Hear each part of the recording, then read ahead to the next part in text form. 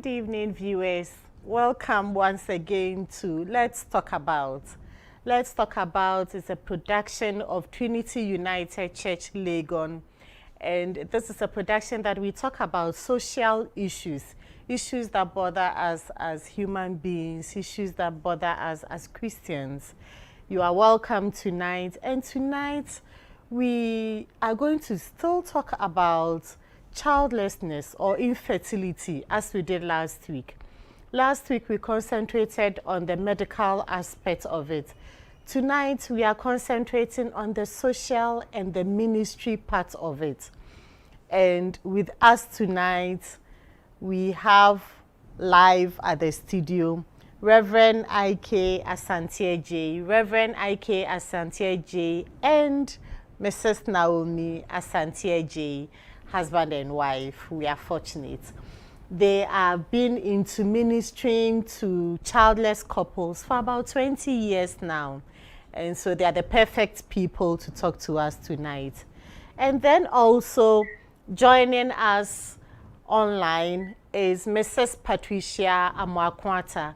Patricia is a member of Trinity United Church, and she has some experience to share with us, and we believe that her experiences would bless somebody tonight and give us more insight as Christians as to handle childless couples or couples in waiting, as we like to call them.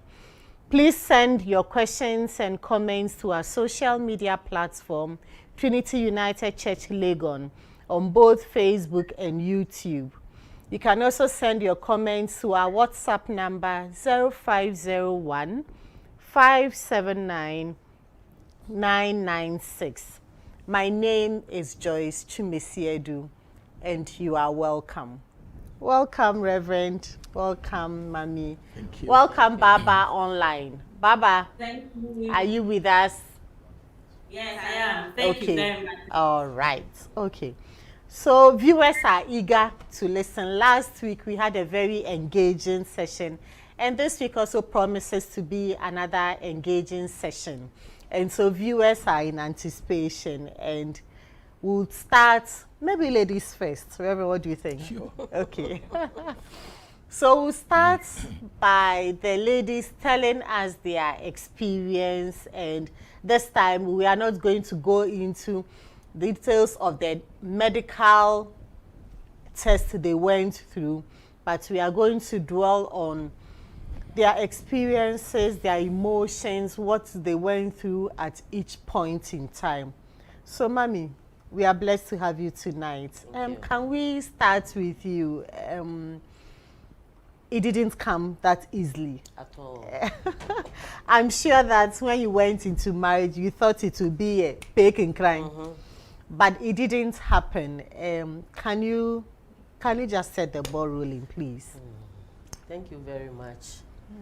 And I will start by saying we plan not to have our first child after 2 years. Okay. 2 years. So the 2-year period was like okay. Now the 2 years passed and we entered into the 3rd year. So it was during that time that we became aware that, oh no, as a baby edna year. So we started by going around it and seeing how it will happen. So I went to Tech Hospital. Okay. Then Dr. Fusuba In Kumasi. Kumasi. Right. Dr. Fusuba was a gynecologist and was having a clinic in the evenings. So I will close from work and go there. And when Daddy closes, he will come and wait for me there. Then after everything, then we all come home. Okay. So we were there and trusting that one day, the 4th year passed, 5th passed, and during those years, my challenge was with my in-laws. Okay, Mommy, please hold it there. So it means that The baby came after 5 years. 6 years. Oh, after 6 years. Yes. Wow. After 6 years. Okay. All right. Please hold. Baba, Patricia. Yes, Okay. So let's also hear you. When did you got married and then what? so for mine, it's a little different from what Auntie has shared. I was fortunate. Immediately I got married. Within the 6 months, let's say 6 to 7 months, I got pregnant, and it was so exciting because that was my first child. And afterwards, that was when the issues started. So Okay. after giving birth, right in 2009, I was scheduled to travel. So like that was about a year and a half after childbirth. So I was scheduled to travel, and I realized that I was pregnant again. And I told myself, oh, okay, this pregnancy, let me just quickly do my travel and come back, and then I'll start my antenatal and stuff like that. Okay. So I did so and went to the US. Apparently, the pregnancy had not formed well, so it was an ectopic pregnancy. I didn't know. And I went, and I was so healthy, I was not bleeding, nothing was happening Okay. to me. But so hold on, Baba, hold on. Ectopic pregnancy, for the sake of those who don't know what an ectopic pregnancy is, it's pregnancy where last week Prof. Ncheche actually told us what an ectopic pregnancy was, but let me recap. He explained that ectopic pregnancy happens when the fetus, when it gets fertilized, instead of it traveling through the fallopian tube into the uterus and implanting in the uterus, it's rather implants in the fallopian tube. And since it's not flexible, as the baby grows, the tube can burst and it becomes an emergency situation. It becomes a life and death situation. So an ectopic pregnancy is pregnancy where fertilization has occurred in the fallopian tubes and the baby has implanted in the fallopian tube instead of traveling down to implant into the uterus. Okay. All right. Thank you. Hold it. We'll hear from Mommy too. So Mommy, you were saying that it was after 6 years. So when you realized you were pregnant, what was your emotion like? When I realized I was pregnant, I didn't believe it. Why? Because I thought, what is it? Had you given up? Not that I've given up. So you know what I did?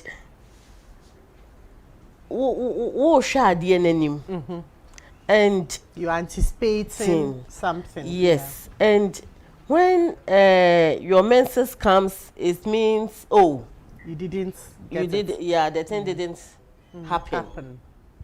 So when I was going to work in the morning, I took everything that needed to,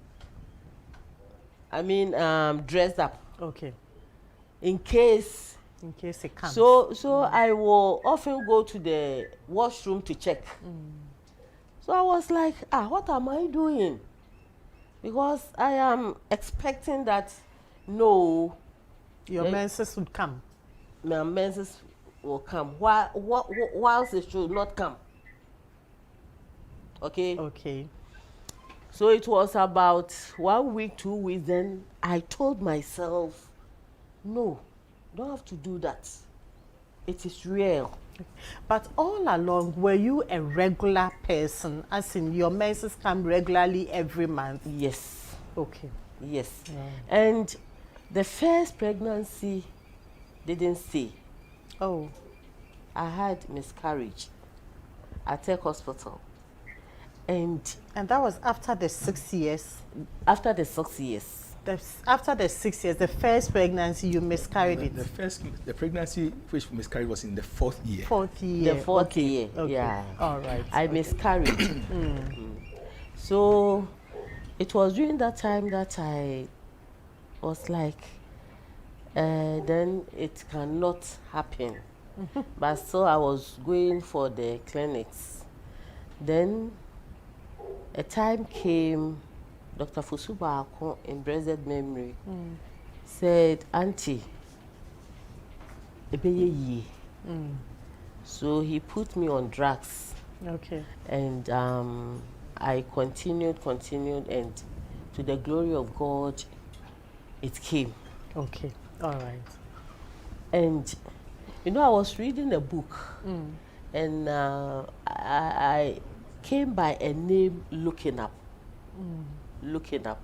So I told Daddy, we will name our first child looking up, being a girl or a boy. What does it mean?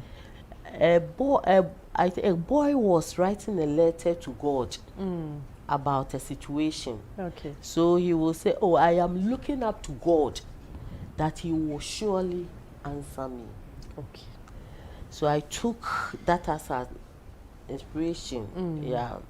And I also had, I think, some pamphlets from the bookshop that be still and know that God Is God. is God. Yeah. I think Psalm 46 verse 11 or 10 and 11. So all this came together, and we were then at Aswa Baptist Church. Brethren were, oh, we are praying with you, we are with you. But like I said, my main challenge, Was your in-laws? my in-laws. Okay, so we'll come to the emotions you experienced. So now you've told us, wrapping it up, first baby came. Okay, so you had a first pregnancy after 4 years. Yes. Miscarried. Miscarried. When you had the miscarriage, I mean, what was your emotion like? It wasn't easy. I didn't want to talk to anybody that come close to me. I will cry, and my husband will come. Ajua, it's not the end of it. Then church members will come, and what will you do?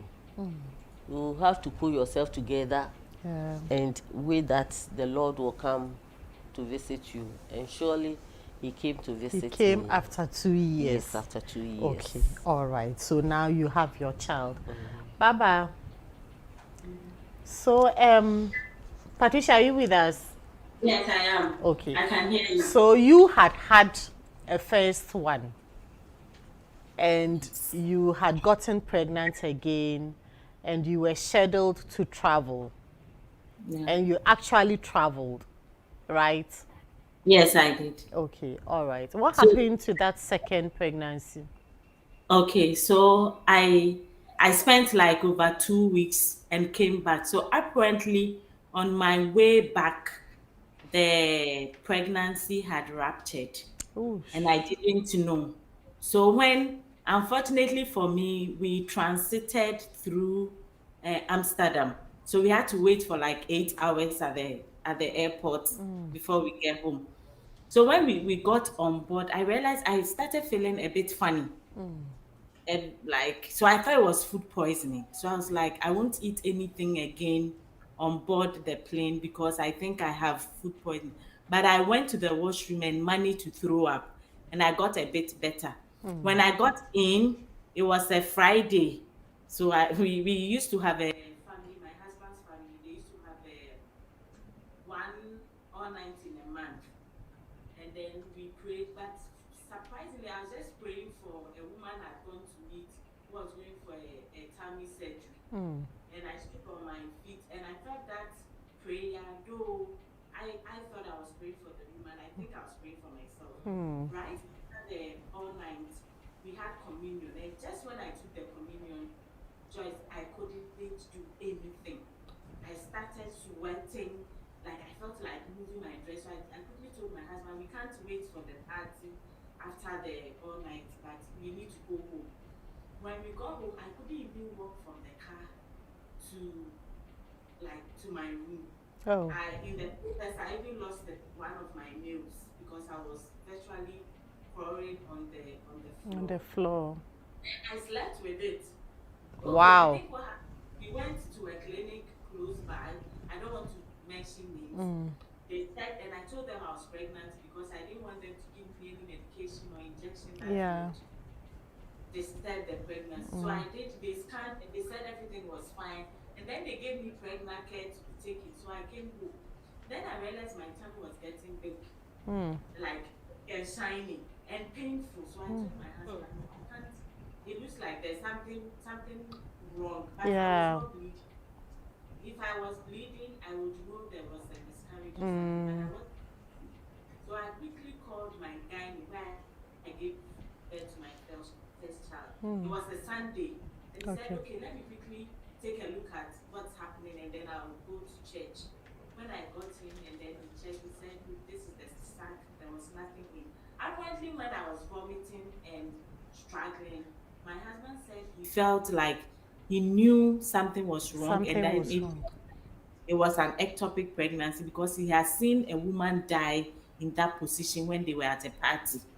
So that was the thought that came into his mind.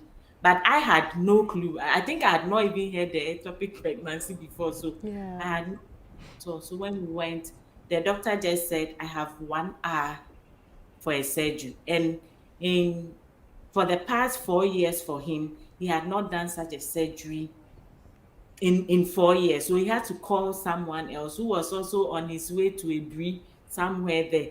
And I was just looking at 1 eye and this ectopic, and I don't even know what it is.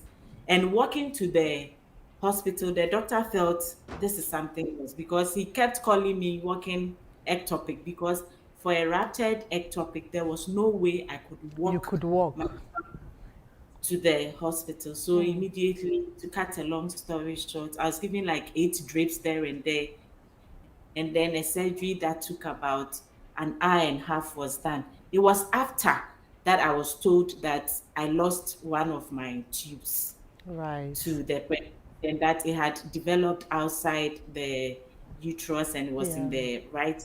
So they didn't even need my consent. They had to take that off. And then I quickly recovered and all that. But it was, for me, I couldn't express the pain. I think I did it on my own. When I was alone, I would weep. And when my husband comes in, I'll clean my face. And because I'm the Mama, why were you doing that?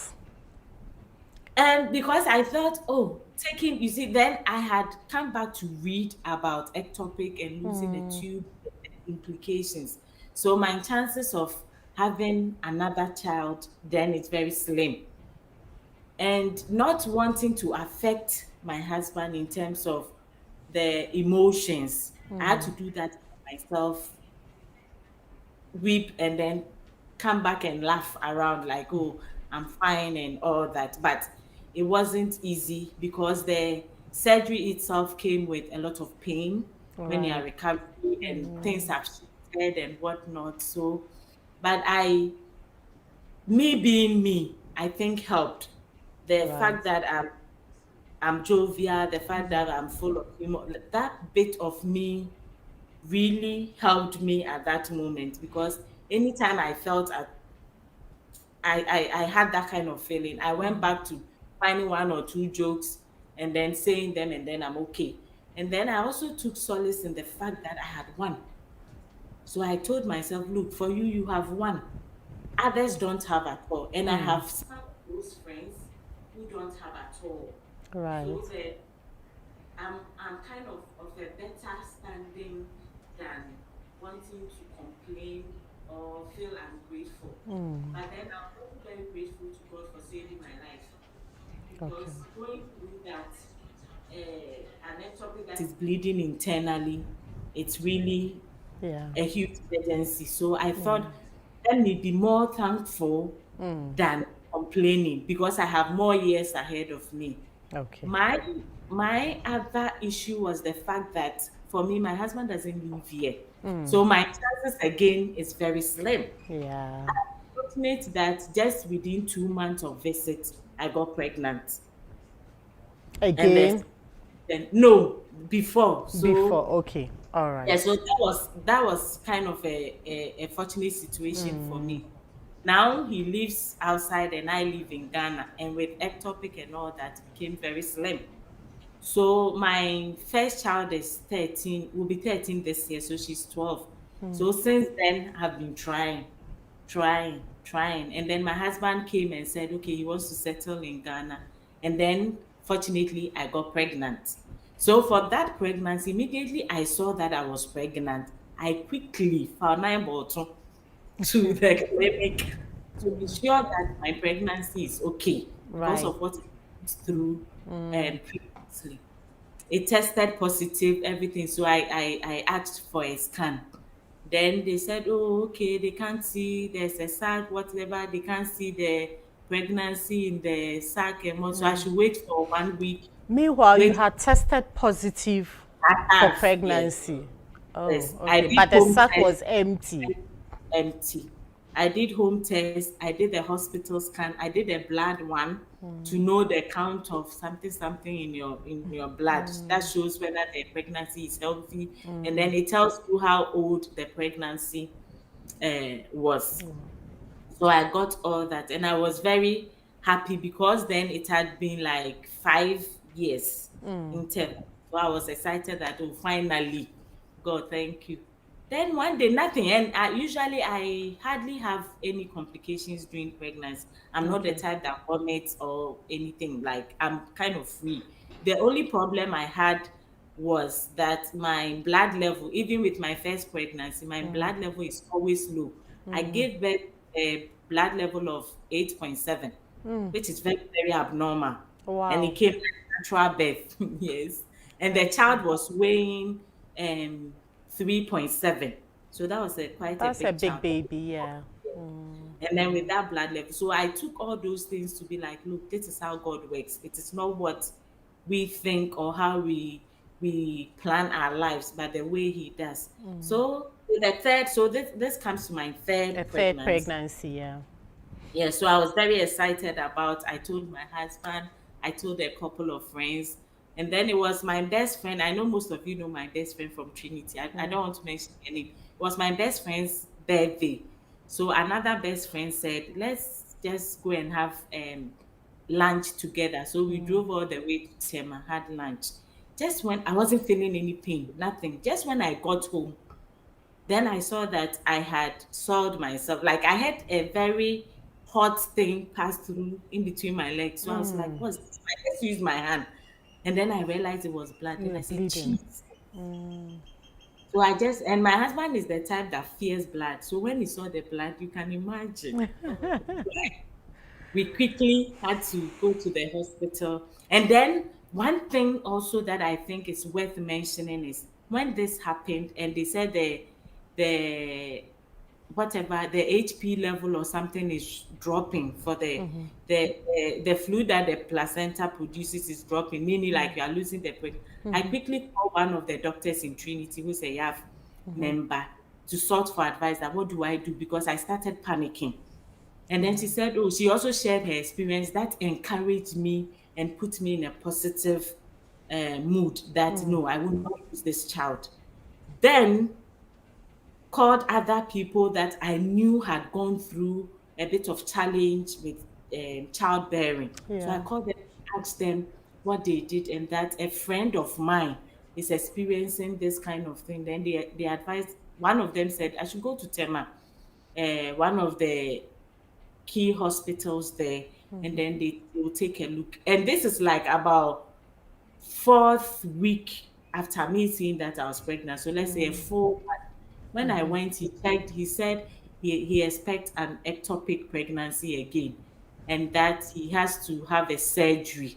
So when he said surgery, I told myself, surgery, no, because already I lost one. So I can't afford getting the other one back. So then I told him, okay, my gynae says blah blah. So he knows my gynae, so I should go back there. Joyce, from the time this doctor said go back to the gynae from Tema to Spintex Road, I was dying. Oosh. I don't know, like the pain was so much that I didn't know what to do. I didn't like I was just struggling with my husband in the car. We got there and he says that he has to flush it out. and that he believes is not ectopic, but probably it's not formed well and whatnot. So there, I had no option. He gave me the option whether to flush it out or to wait for it to come naturally, because they have tested 4 different times and it keeps dropping. So I said, okay, to go through that pain, let's just flush it Flash out. it So I out. flushed out. And since then, I've been trying, and nothing. Sometimes I get so disappointed and angry. Sometimes it's not like I'm not angry at I sometimes I want to say I'm angry at God, but not really. But I'm angry at myself or the situation, because anytime your husband visits and he has, let's say, 6 months or 1 year, you keep checking. And I can show you I have like over 10 negative pregnancy test kits there, because I my first pregnancies I never threw them away. I keep admiring. Sometimes you just go and see the 2 lines and you smile and you are happy and all that. And I then see. this happens. And so for 12 years, I'd say for 12 or 11 years, I've been trying, and it's not been And nothing is this. coming. Okay. Yes. Baba, please catch your breath. Mommy, so now let's talk about the emotions you go through when the child is not coming. So for you, for 6 years, after 4 years, you had a miscarriage, Yeah. and then 6 years, then the first child came. So within that period, what were the emotions like every month when you see your menses? Every month when I see it, I become disappointed. It's like, oh, a dream not coming through. And there's a cold war between us. Okay, so it affected Yes, the relationship between you it did. and that. Why? It did, because Were you He's- blaming him, or was he blaming you? I was not blaming him. He was not blaming me, but it's like we were not understanding ourselves why we should go through it. So it becomes like, You become don't touch me. don't touch me, That's really true. don't touch me, I see. until that period will pass. Then we come back.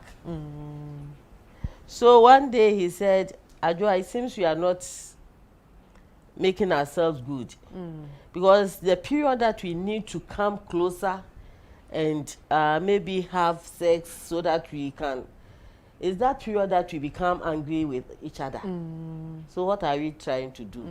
Okay, so that's one of those emotional situations that I went through. Okay.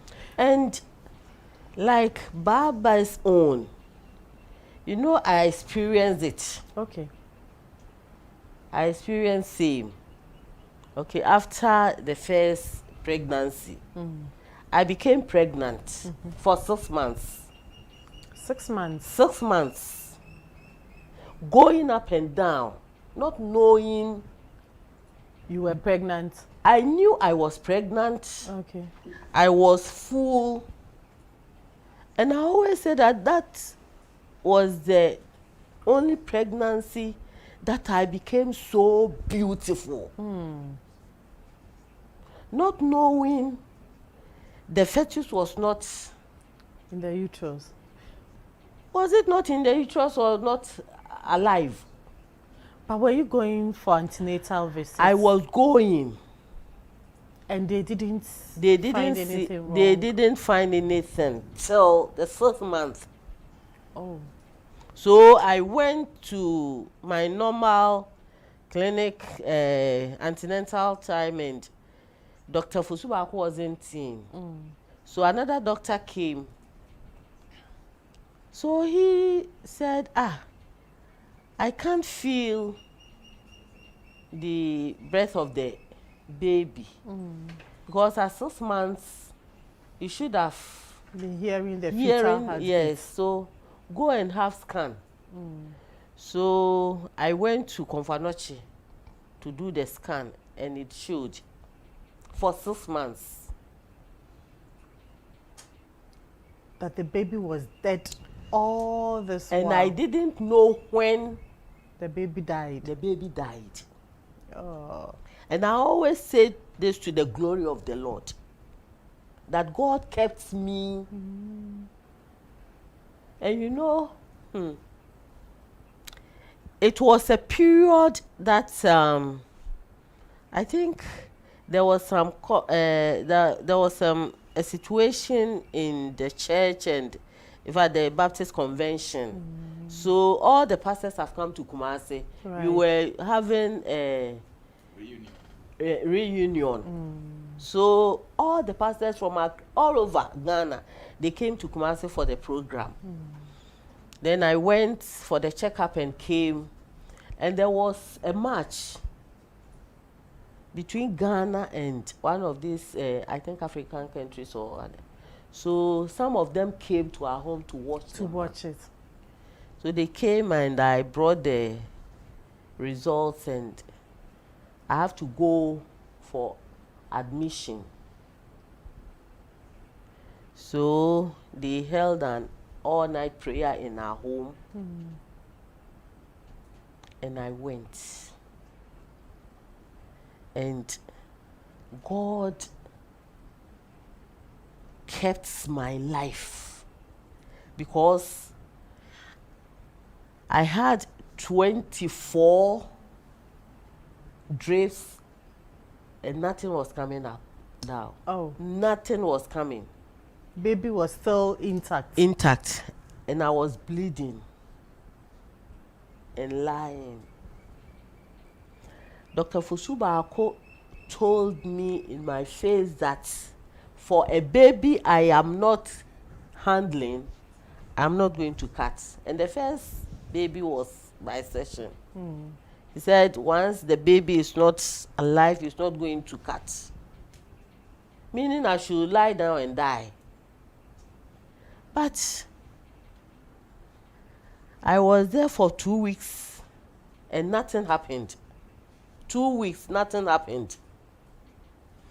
So he said, okay, let's try another way. We went to buy a drug that you have to insert. 2 of them, those days, 12 cedis. Maybe this time it will be millions. And that too didn't work. Wow. So one Thursday in the evening, he came and took me to the what do you call it? Theater. The theater. And I heard that I was bleeding. And I told him, Doctor, I am dying. Doctor, I am dying. He said, oh, you are not dying. You will not die. I said, Doctor, so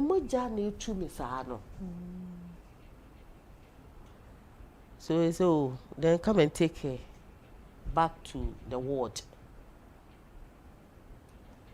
So I lay down. Then I pictured in my mind the woman with the issue of the blood. And I told God, God, I am holding the, not even your, Not the hem of your garment. not the hem of your garment. Okay. So please, God, heal me, save me. Then the night nurse came. And she said, Auntie Naomi, I want to do something for you, but on condition that you will not tell the doctor I did that. I said, okay, what is it? He said, I want to use my hand to pull, to bring The baby out. The baby out. Wow. That sounds painful. Wow. And you know what? When she did that, it was a set of twins. Oh, don't say. Yes. And I had always wanted twins. But Nyankopon, that's what pleases him. Yeah. So the following morning, doctor came and the nurse wrote a report. So he read it and said, okay, so we have to clean Flush the it womb, yes, out. everything. And so it was Sunday when daddy came for me. He said, hey, before he explained what I went through Wow. during that time, and by God's grace, another pregnancy came, and that seed. That stayed. Yes. Okay. So that is the first live one that you had. So how many No, children? the second one. Oh, the second one. So it was. Oh, okay. So three. after the 6 years, Yes. that one stayed. And then after the first live one, then you experienced Yes, this. yes. And then a Then second one one came. So how came. many children do you have? Three. Three. Yes, Okay. All right. Thank you. Okay. We would go on a break, and then we want to hear the man's side. We believe that when the women are going through what they are going through, their husbands must also be going through something. So let's take a short break, just about a minute or two, and we will come back, viewers. With the growing challenges of life in light of both global and domestic development, the Christian is faced with the difficult task of balancing survival within a secular system and at the same time living a Christian life that pleases their Maker. It is for this reason that we need to have frank conversations on the many issues of life through the Christian lens. So, we bring to you Let's Talk About. On Let's Talk About, we talk about health, career, dating, marriage, family, divorce, politics, finance, and all the issues of life that the Christian is confronted with on a daily basis. Join us this and every Wednesday on the YouTube and Facebook pages of Trinity United Church Legon, and let's talk about life as Christians.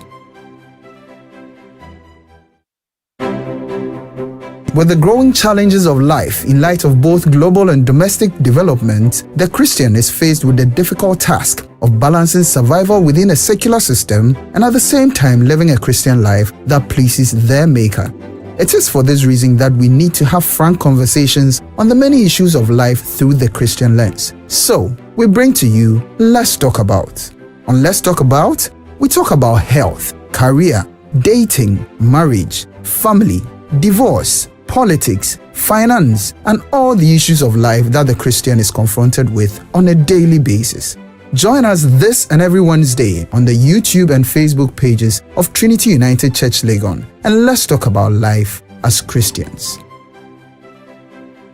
Welcome back, viewers. This is Let's Talk About, produced by Trinity United Church Legon. This week we are talking about childlessness or infertility. Last week we treated the same topic, but we looked at the medical aspect. This week we are looking at the social and the ministry aspect. Please send your questions and comments to our social media platform, Trinity United Church Legon, on both Facebook and YouTube. You can also send your comments to our WhatsApp number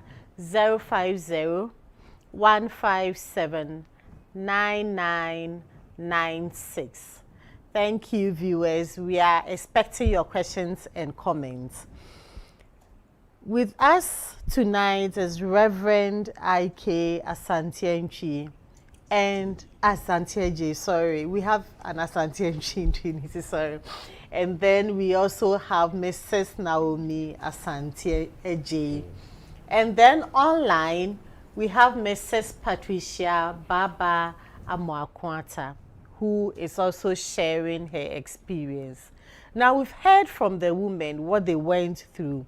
But our question is, do their husbands also go through something? I mean, we don't know. Reverend, as Mommy's husband, when she was going through those years of infertility, and then later on you had one, and then before the second one you had another, and she went through a life-threatening situation. All those years, did you feel something, or it was a woman's problem? Well, thank you very much. As she said, the first 2 years we actually planned not to have a child. Okay. So it was the third year that we began. And then in the fourth year, she had the first miscarriage.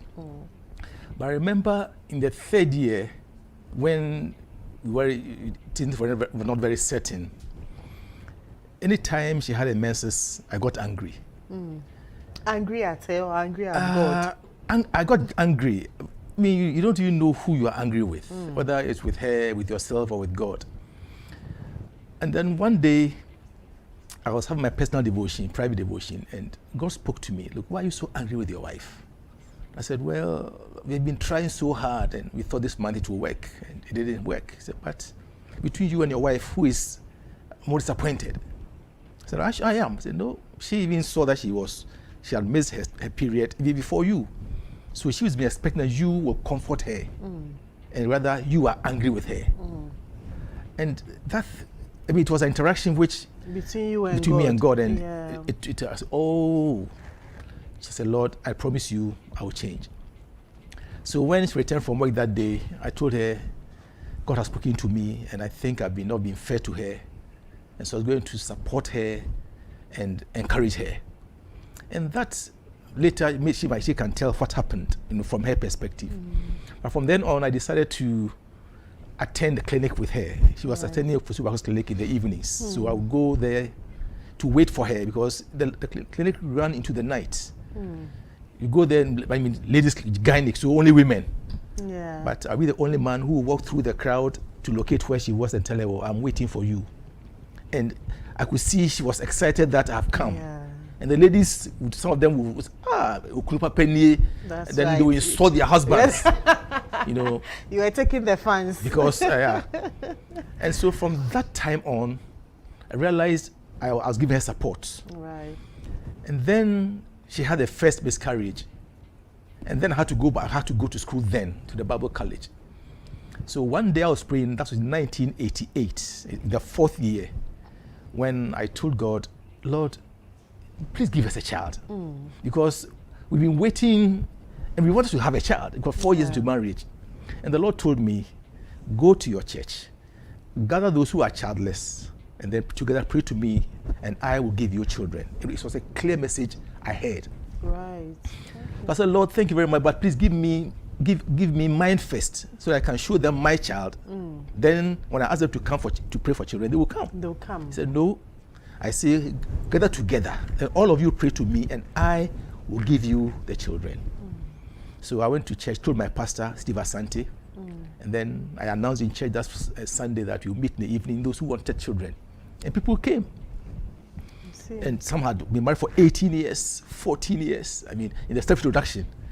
Then the one couple they were fidgeting. When it got to their turn, they had been married 6 months. Oh. So why were they after there? the introduction, I asked her, why are you fidgeting? And she said, Osofo, when I had 18 years, 12 years, 8 years, I told my husband, we don't belong here. And she was the first person to get pregnant in our group. Oh. Yes. Okay.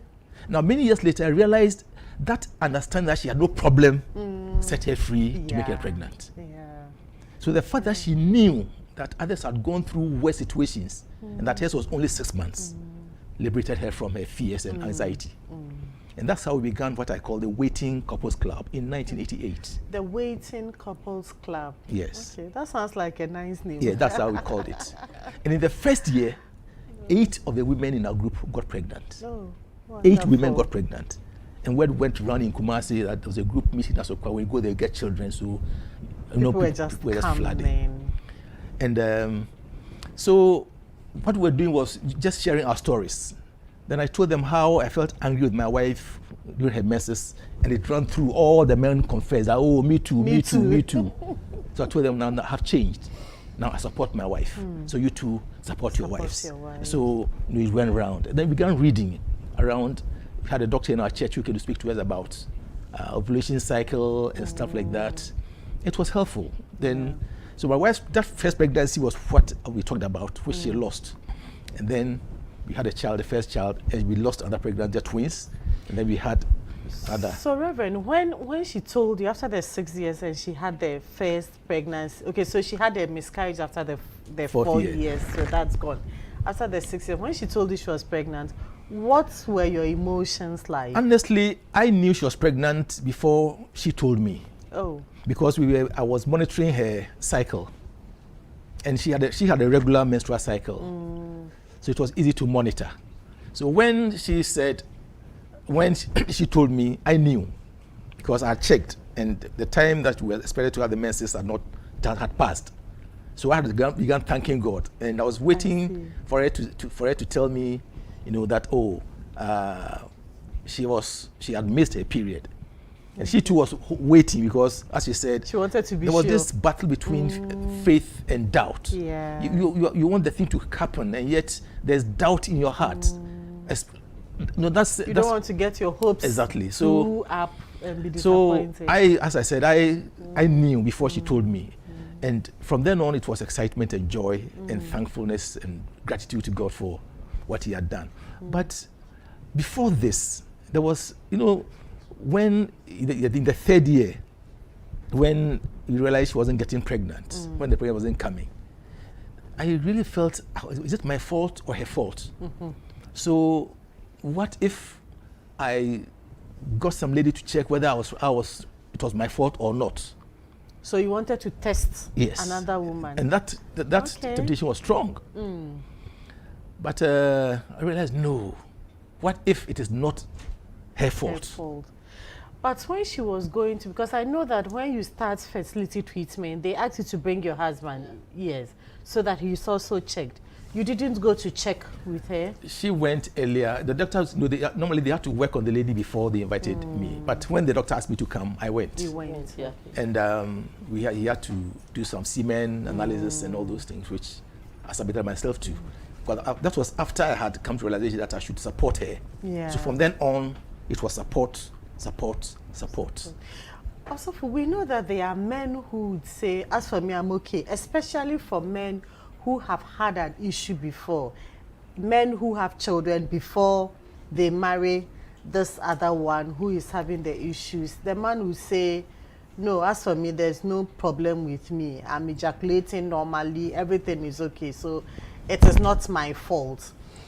What do you have to say to such men? You see, it takes two to make a baby. Yeah. But it's a man whose sperm must fertilize the egg. So if the man's sperm is not good enough, nothing can happen. So the fact that you can have sex and ejaculate does not mean you are okay. Yeah. Last week, doctor said it. You can ejaculate and yet there will be no sperm in the semen. Yeah. So men must understand that we must stand with our wives when we are searching for children.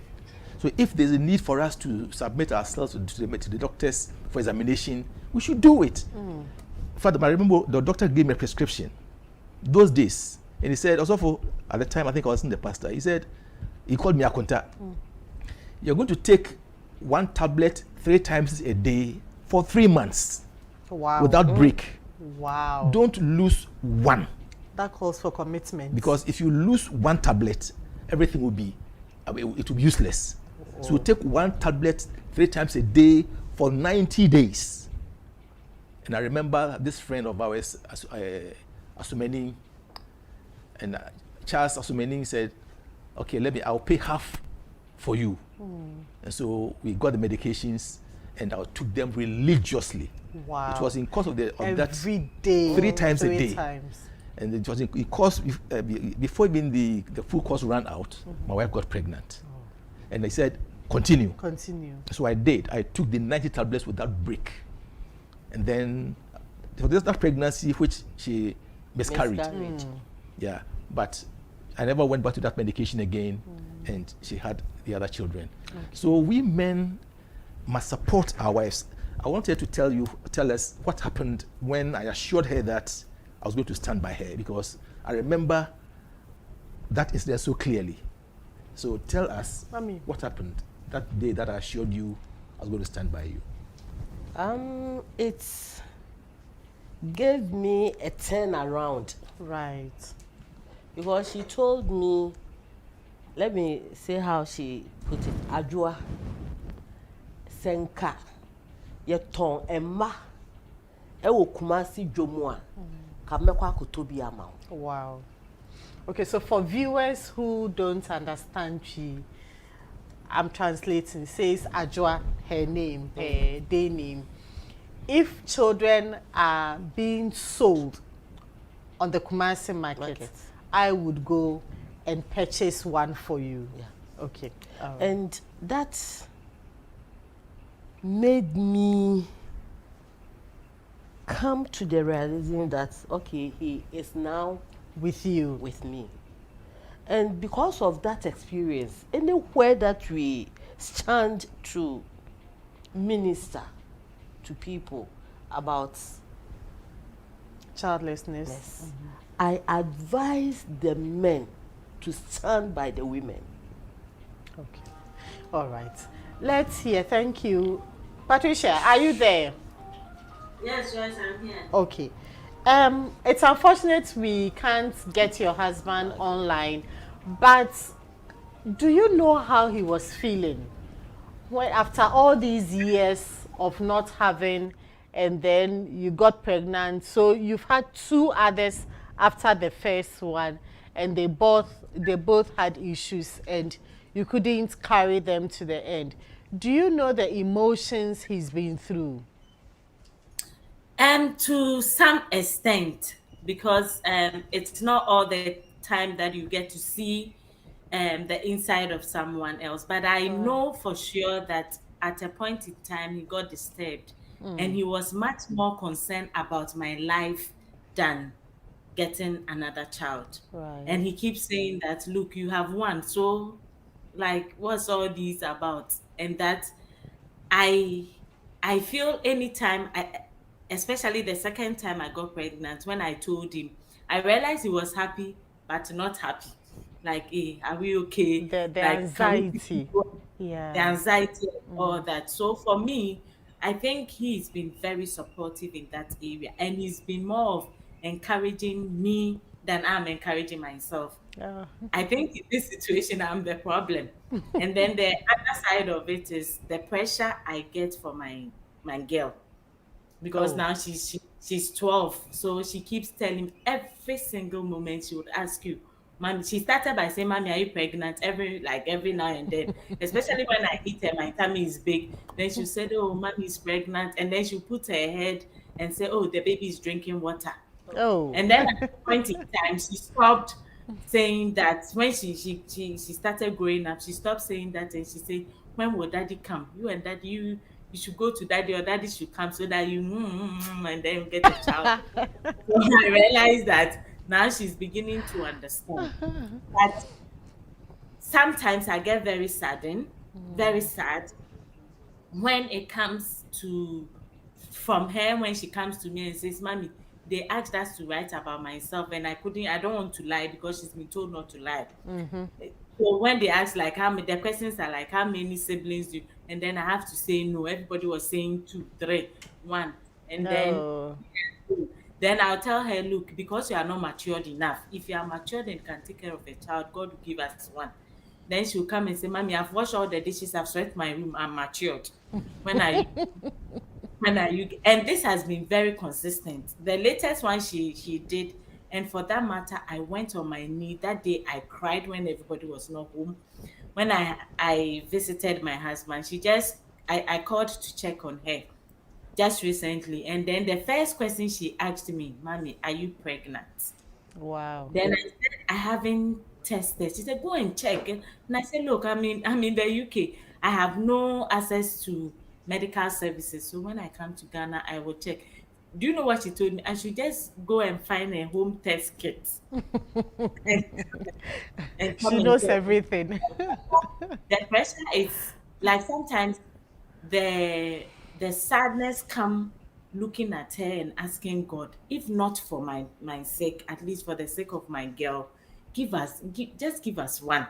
Just give us one more so that she would have a brother or a sister or somebody to play with. So the only solace I have in that situation is to let her understand that she has other cousins around and very close one that she can play with and even write their names as siblings. Yeah. And that is what has kept us. And then the other thing for me is the support I receive from my family and especially my in-laws.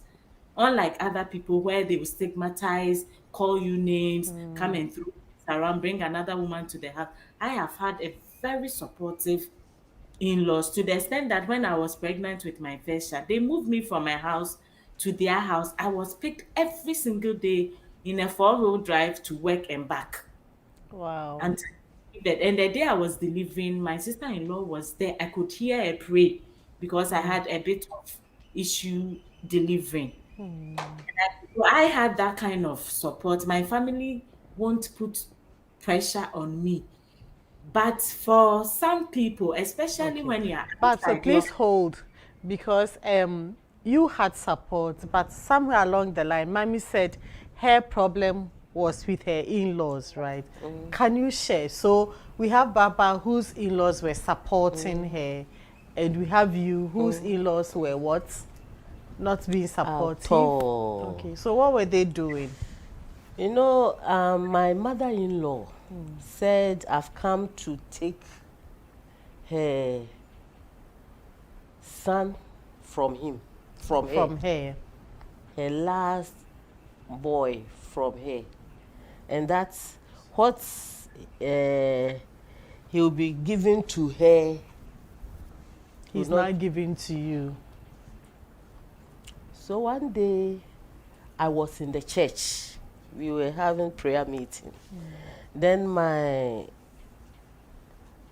husband's brother came to the church and called me outside and told me her mother stood in the middle of the house and said, me aduanani.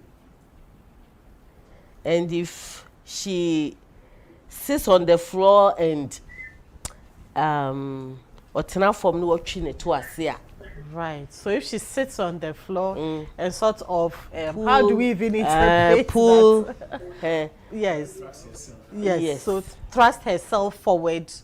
I on will the ground. never get a child to put at my back. But what does that mean? Also for a woman to sit on the floor and sort of thrust herself forward. It's a traditional way of passing a curse. Oh. It's believed that when you do that, then it affirms whatever you are asking the ancestors to do. And especially if you know the Akan family totems, their totem is the dog with fire in the mouth, and you believe that I see. so that was it. But as she said, she told me this story. So we came home from church and went to my mother and told her, listen, we know Christ we serve, we know he's bigger than anything, and that he will give us a child. So let's bet. So we threw a challenge. And it was later that she got the first pregnancy, which she miscarried. It was during that time. Wow. So I went to work and I was coming home in the middle of the town at Amakon roundabout. I was bleeding. Oh. So I hurried home and my husband was not at home. I went to lie down. Ooh. So when he came and I told him, he said, okay, let's go to the hospital. I went and Fusuba admitted me. I was there for 2 weeks.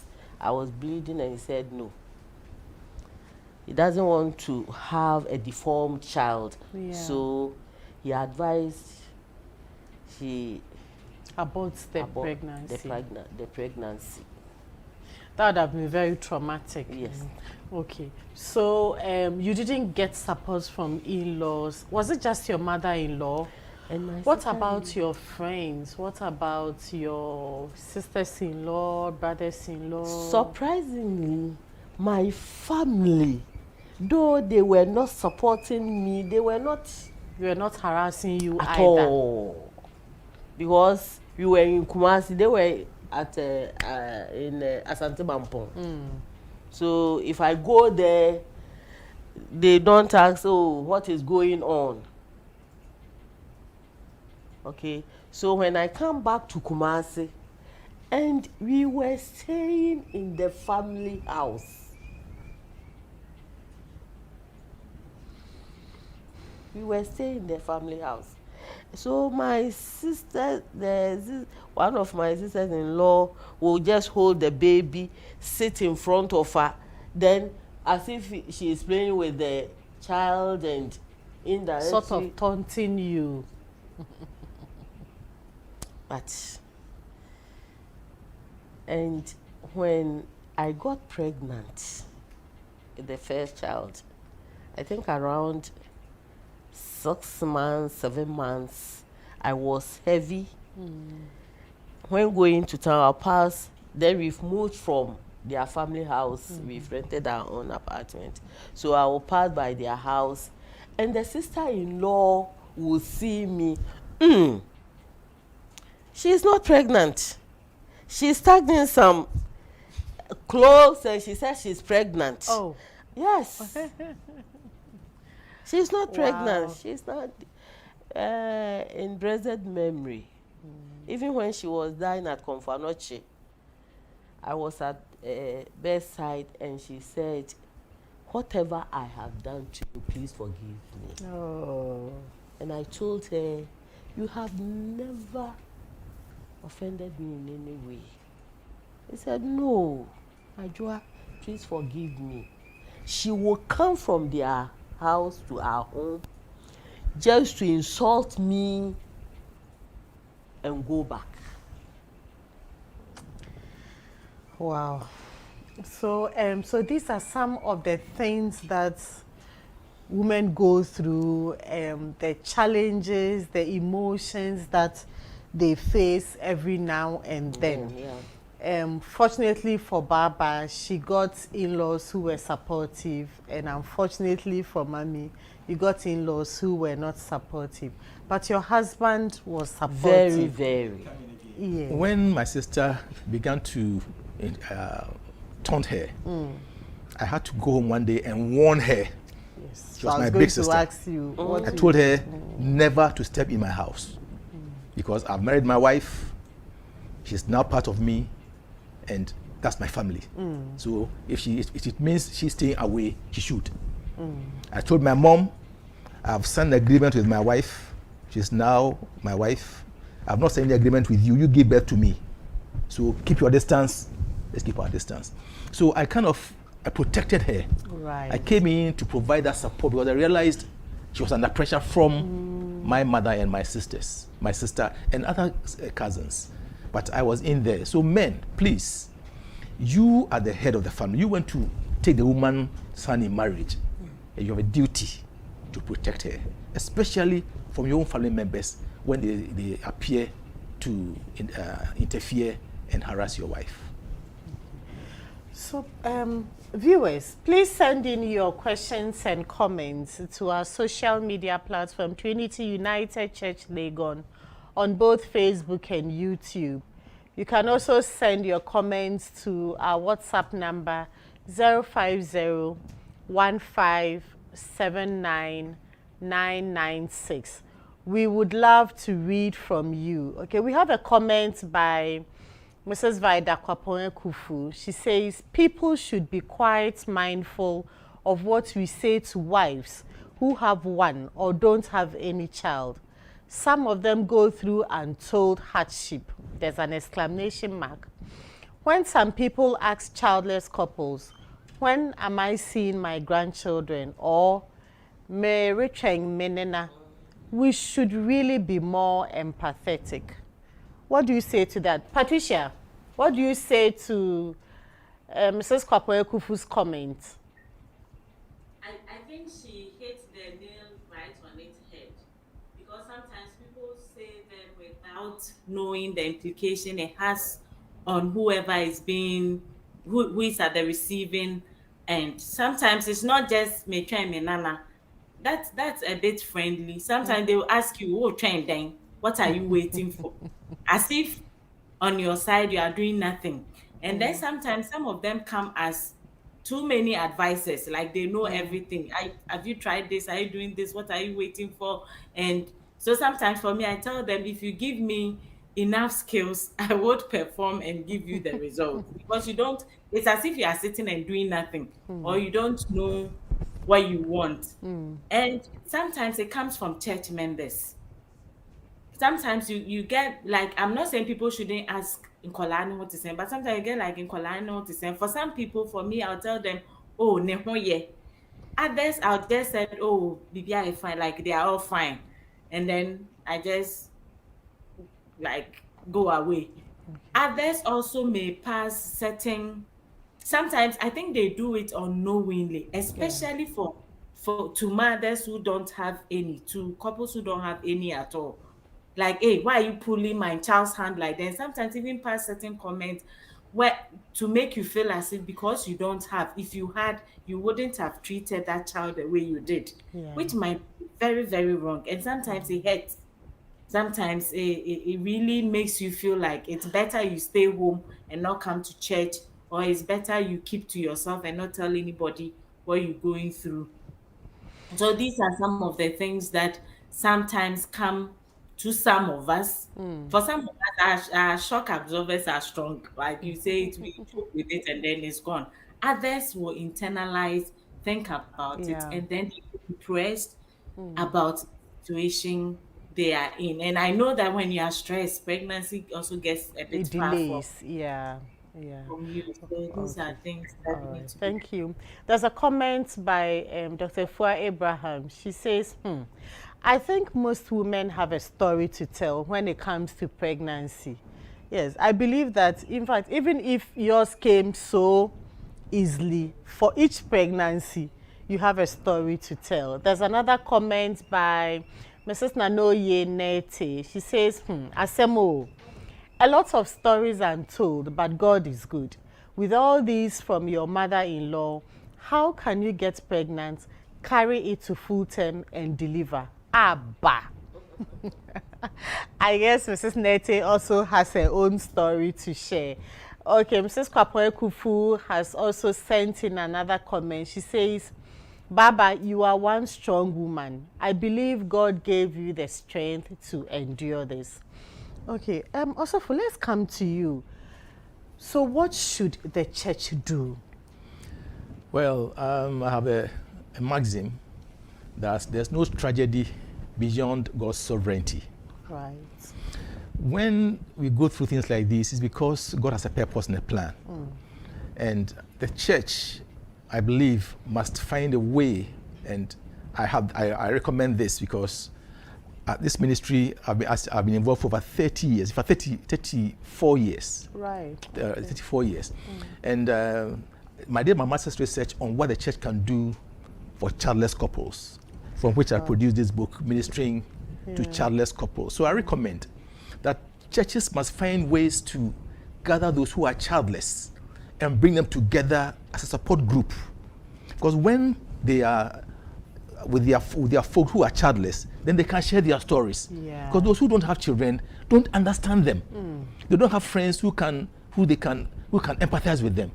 But when they are in their own small group, they're able to share their stories, they compare notes, they are encouraged, and then they draw strength from one another. And then they pray for each other, knowing that they are not alone and that only God can help them. And I've experienced these things several times, that many people who have been part of such small groups have been blessed with children. So the church must stand up, take the necessary step find ways to identify those who are childless. Don't stand in the pulpit and call them to come out. No. No.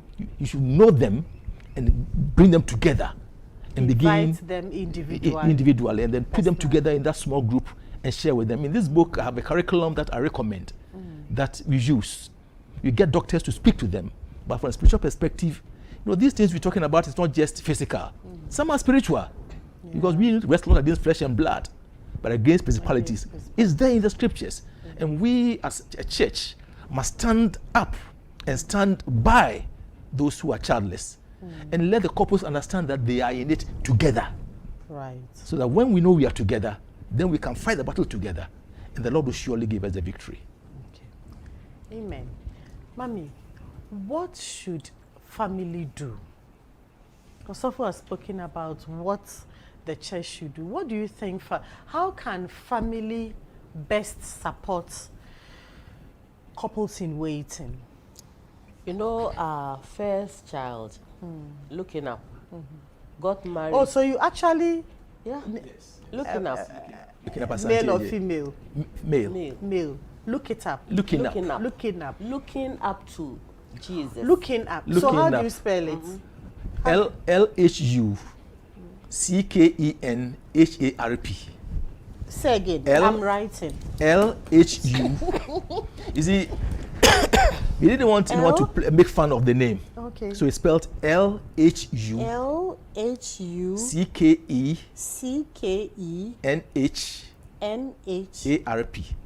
CKENHARP. Looking up. How long did it take? Is this a him or her? Him. How long did it take him to be able to write his name? From class 1, we told him it's called Looking Up. And this is the way his name is spelled. Looking So up. I think before he was 4, he could pronounce his name. Just writing his name. Okay, so it actually means looking up. It's looking up. But you But spell just to create something to make it unique. That's why I see. Looking Up. It's a whole mixture of consonants Yes, and I did. verbs. And many people have named their children Looking Up. Especially those who see. have gotten children from this ministry. From this ministry. They have called their children Looking Up. Looking up. And this is how they spell it. Viewers, if you want to name your child Looking Up, it's LHUCKENHARP. Looking Up. Very Yes. interesting. And then the second one is called Second one, Caris. Caris. Okay. Okay, that's for Caris. That's And the third one, K-H-A-R-I-S. CH. Oh, you spell And yours the girl as is CH. Shalomina Shalomina. from Shalom. You have very interesting names. All created because they were named by the circumstance through which they were born. Right.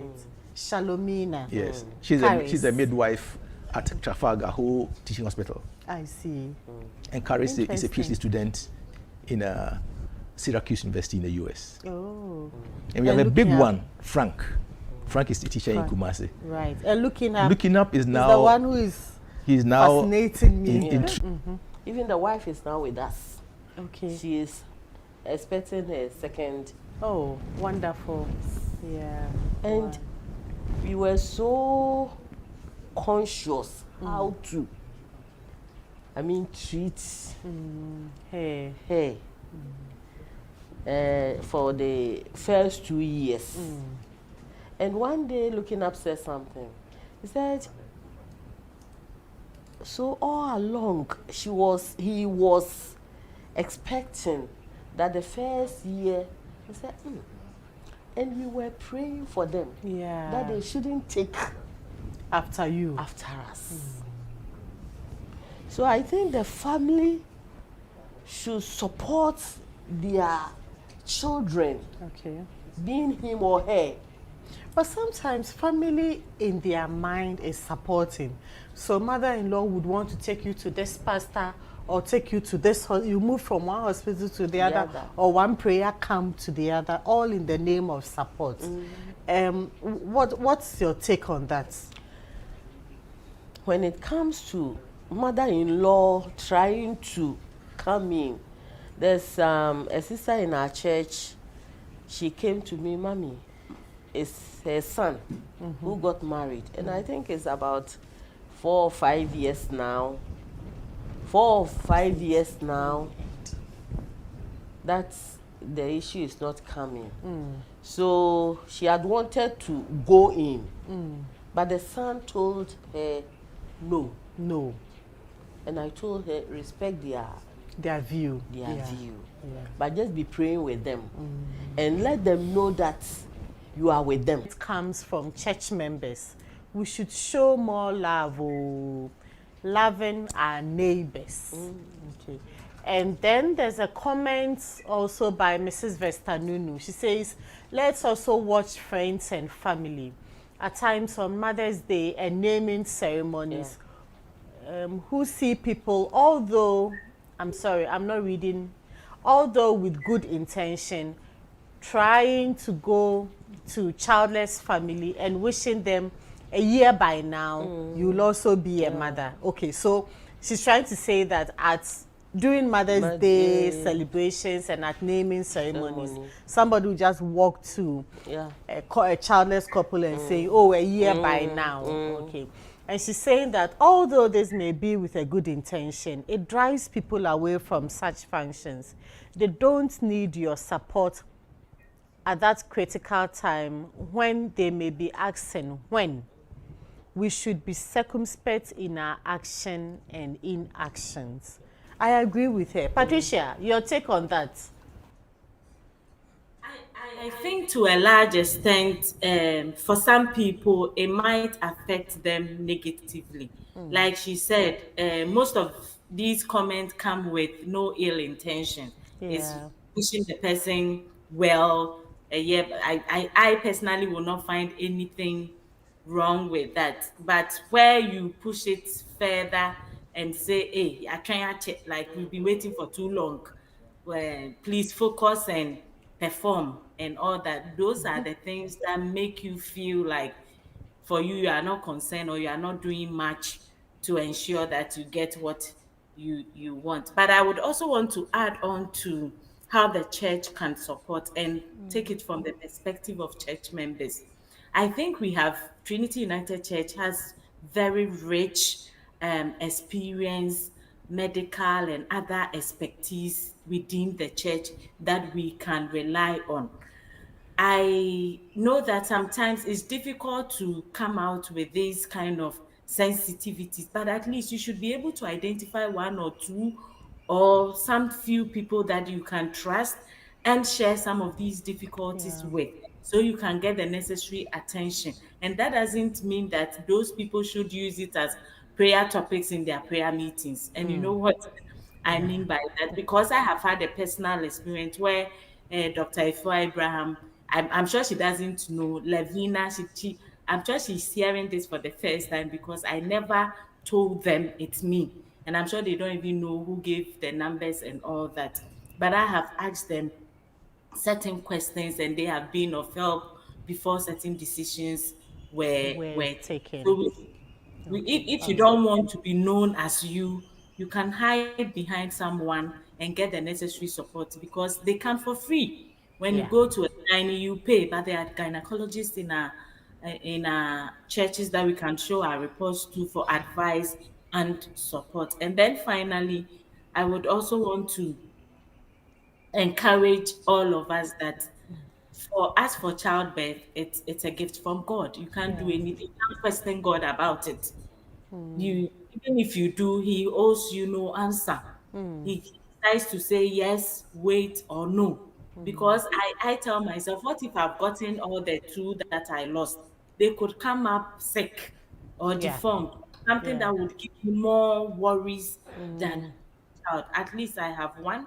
So I've not given up though. Like I'm still waiting for that miracle child to come. If it comes, fine. If it doesn't, I no longer want to worry myself over something that I have little control over. Right.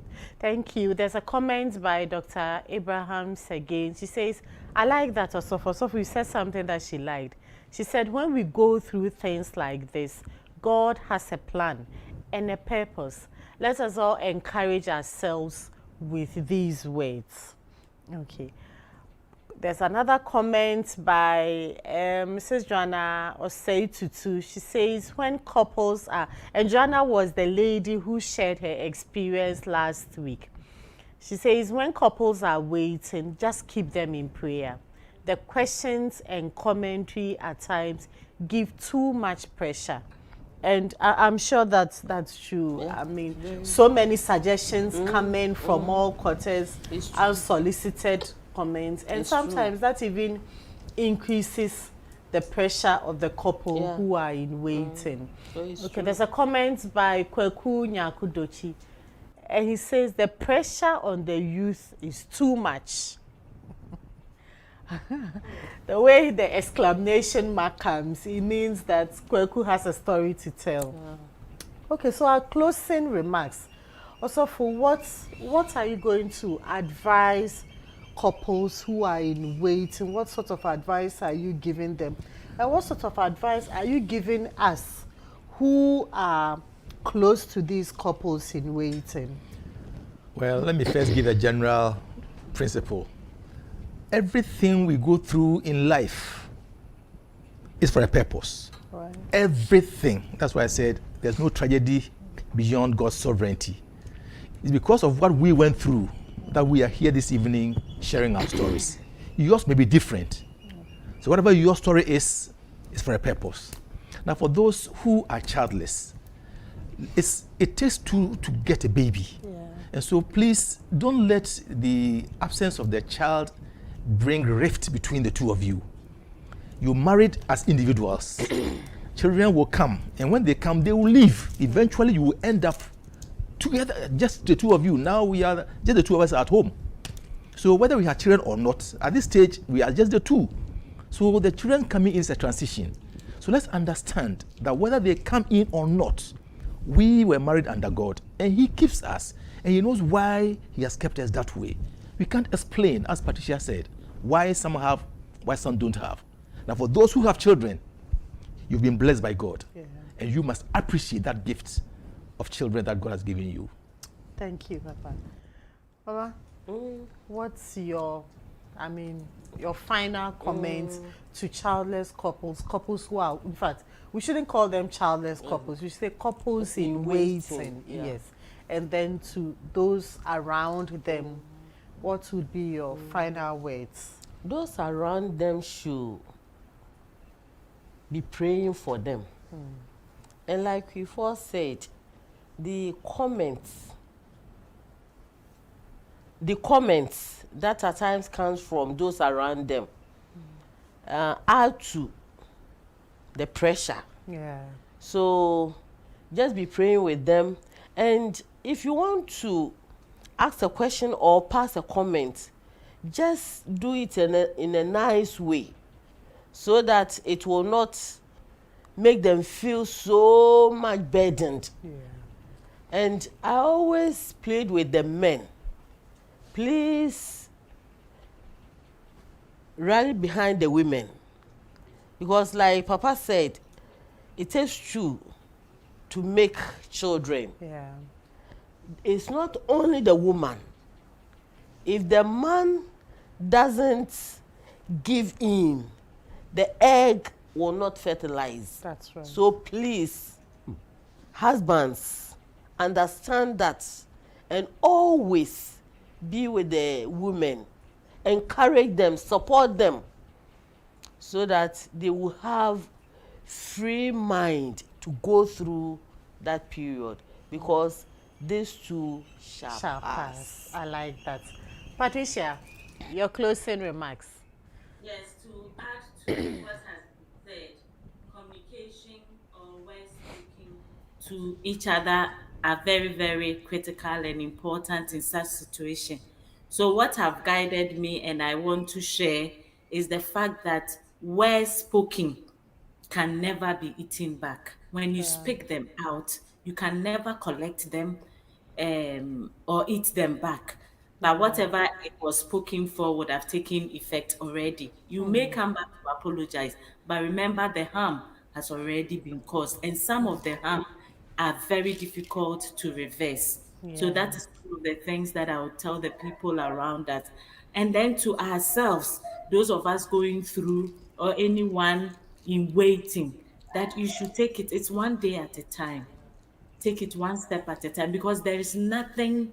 If you worry for nothing, because the word of God tells us that we shouldn't be anxious for anything, but with Yeah. prayer and supplication, we should make our request known to Him.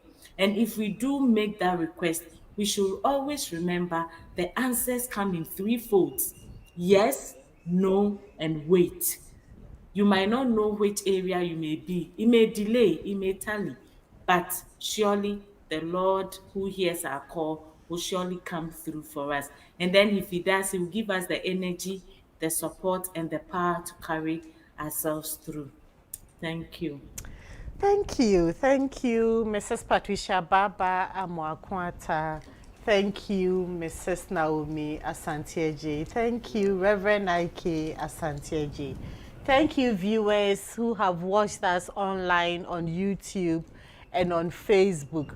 Thank you for joining us to talk about this very sensitive topic, childless couples, couples in waiting, as we would want to call them. And we would be glad that those around them would give them the support that they need. Let's stop asking all those questions that cast insinuations and rather make them sad. And let us be as supportive and as prayerful as we can be. This has been Let's Talk About, and thank you for joining us. Same time next week, God willing, we would have another topic, and please remember to join us. Your host today has been Joyce Chumesiedu. Thank you.